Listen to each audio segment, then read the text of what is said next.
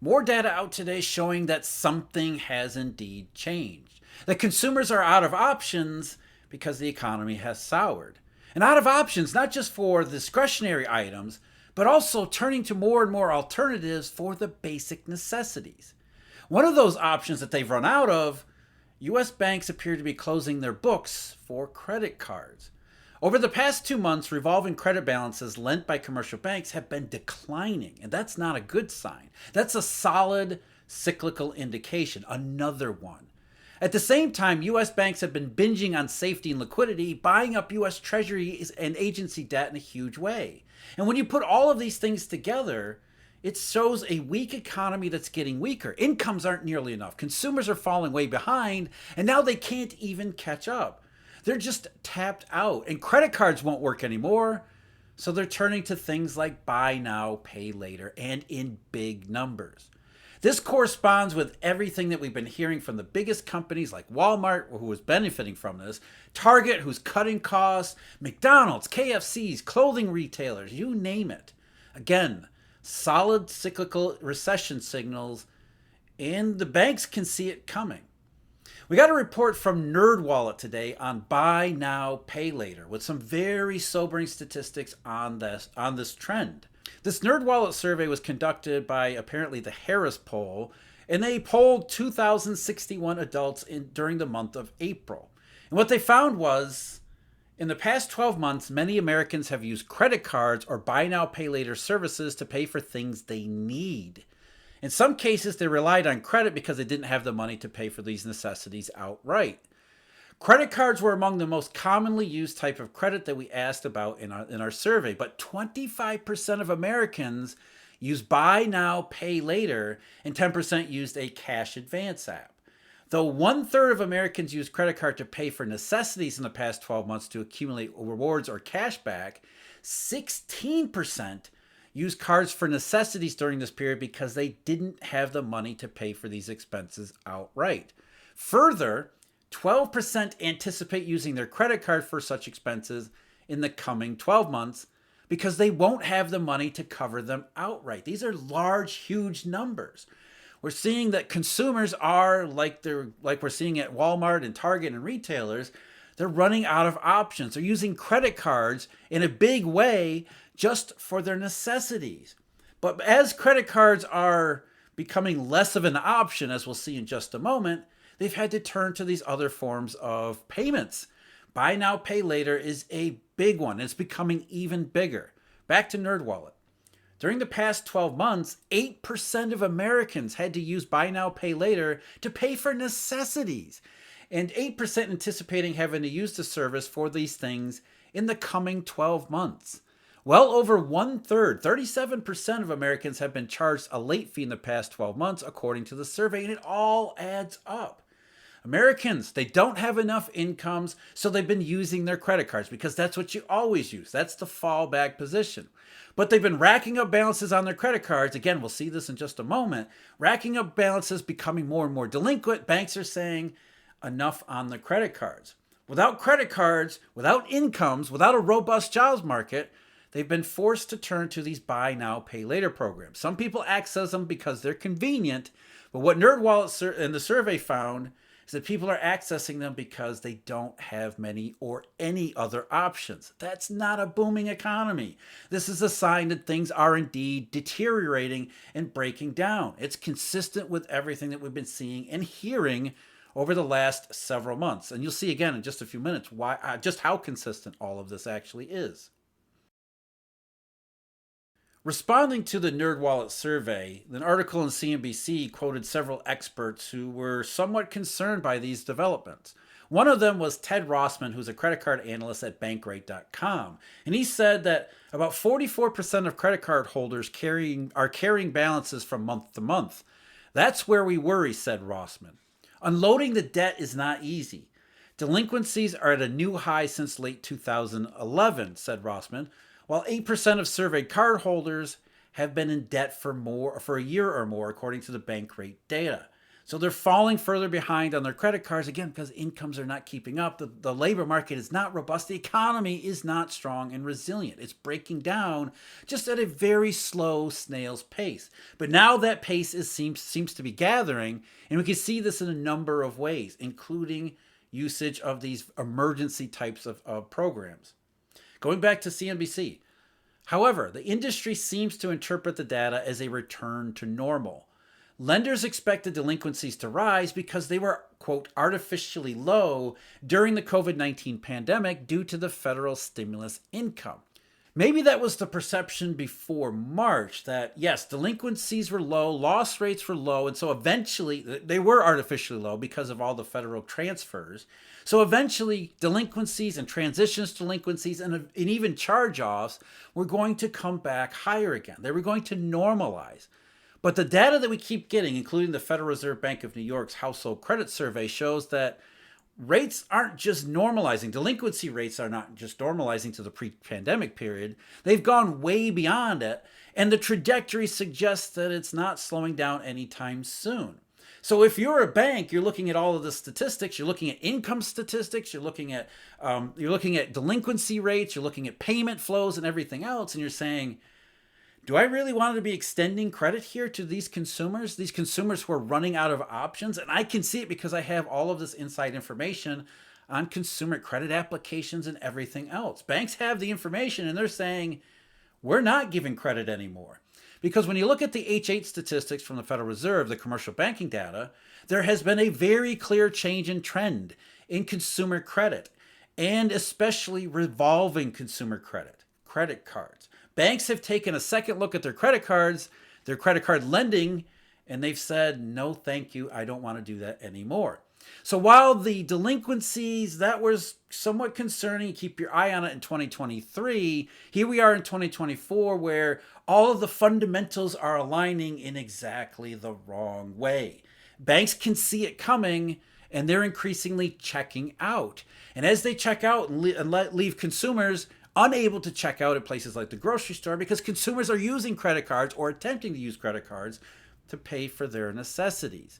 It all adds up to the same thing, cyclical indications, and not in a good way. We take a look at consumer credit, revolving credit. So the early part of March, suddenly banks are saying, nah, we're going to stop extending consumer credit here. At the same time, we also have to keep in mind that usually upper income credit card holders, they start paying down their credit card balances. The more they get, the more they become risk averse, the more they think that things are going in the wrong direction. They're not as confident about their financial situation, so they start paying down credit card balances with the extra income that they have. So that's part of it too. Something big changed in March. Again, this is consistent with everything that we've been hearing from around the economy, from economic data to these earnings reports from the big companies, consumer sentiment surveys, and now the banking system. So revolving consumer credit dipped around March, and credit cards have been most responsible for most of the dip. And what's important about that is that we're talking about a little bit over 2 months now where consumer credit, especially revolving credit, is now moving lower. That's a clear sign. This is not some random cyclical or random anomaly. We did see, like, for example, a dip in revolving credit back in early December. This is by far the most obvious and visible sign that something has indeed changed. We see a clear trend change, again, now lasting 2 months, which means it's not likely some random fluctuation like maybe December was. Banks are obviously, commercial banks are taking a conscious effort to restrict the amount of revolving credit that they give out to consumers. 2 months, solid cyclical indication. I mean, you go back in the data all the way back to 2021, the middle of 2021, when consumers started to use their credit cards again after the pandemic, or at least during the pandemic. It has been uphill ever since then. Now, there was a rate of change around October of 2022, along with everything else in the real economy. But by and large, consumer revolving credit continued to get extended by banks, and Americans continued to borrow all the way up until early March of 2024. That's where the big change shows up, and it tells you that something substantial must have changed from the banking system's perspective. Now, maybe some of it is, again, higher income Americans saying that they're going to pay down their balances rather than borrow, But since they're also shopping at Walmart, that could be a consistent signal too. But by and large, we're seeing the banking system shut down their consumer credit balances because they are becoming more and more risk averse, especially where it comes to this class of borrower. And you see the same type of behavior before the pandemic too. What I mean by that is you don't see consumer credit, revolving consumer credit, go down.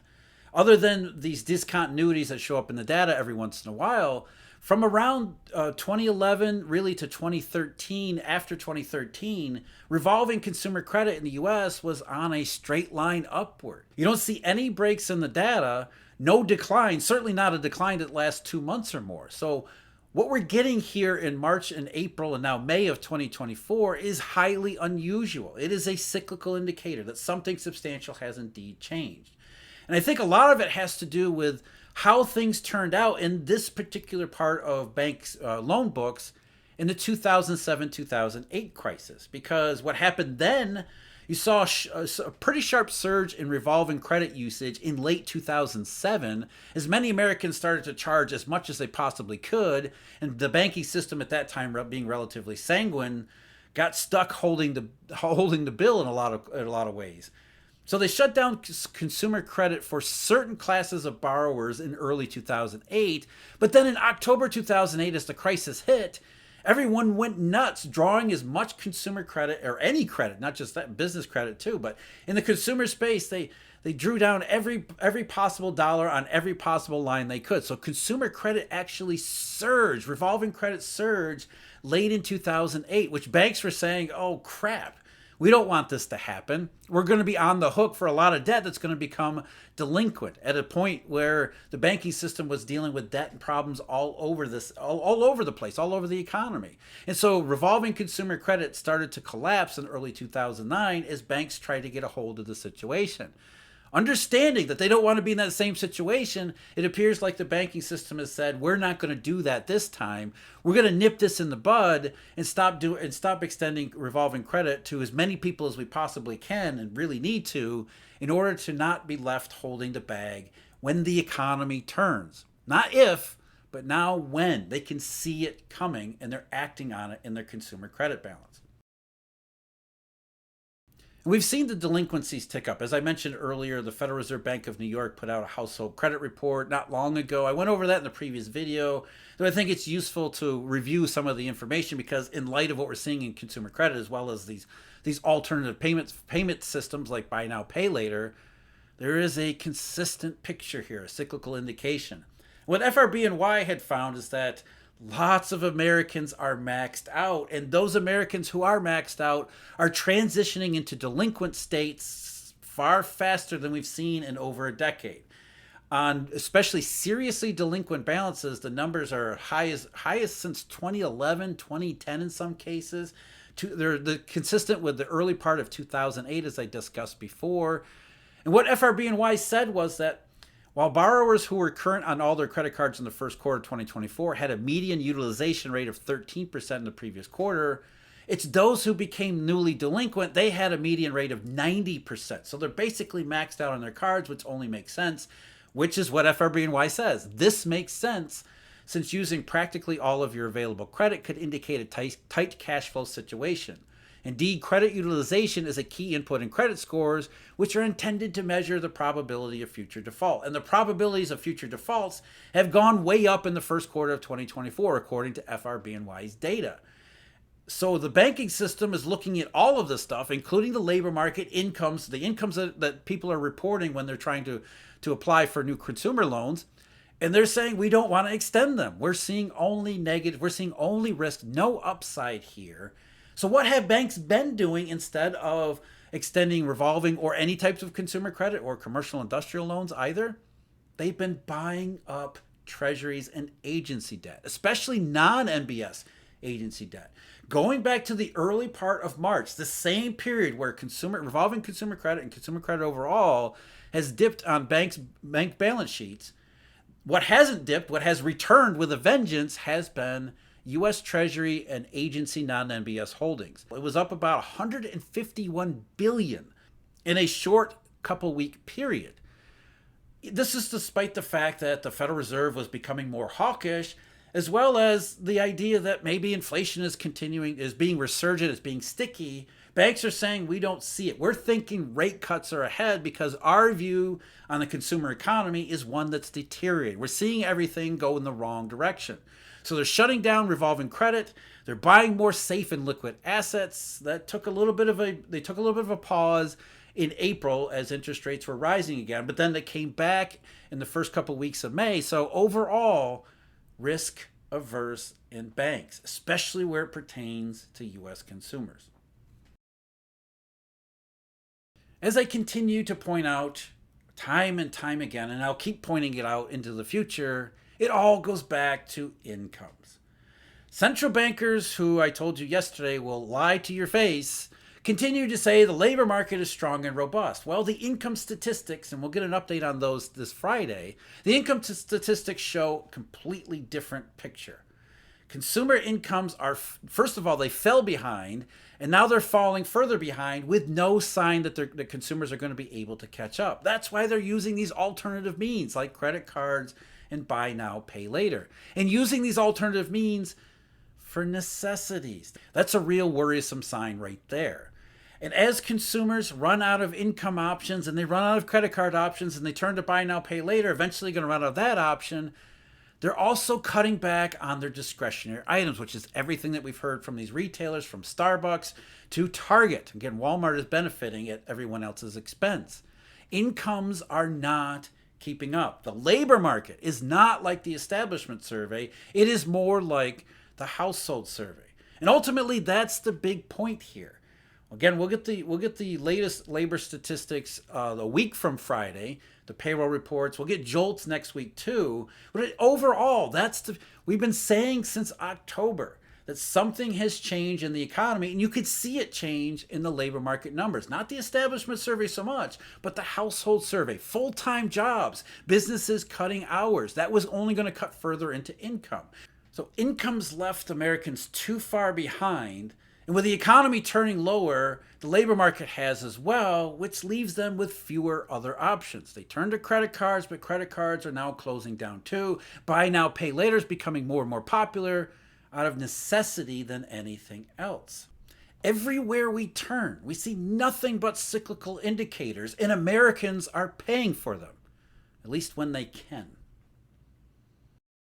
Incomes and jobs. That's what it's always about. Living standards. That's what I talked about in a recent video, the one I've got linked below. As always, thank you very much for joining me. Huge thank you, Eurodollar University members and Eurodollar University subscribers. Until next time, take care.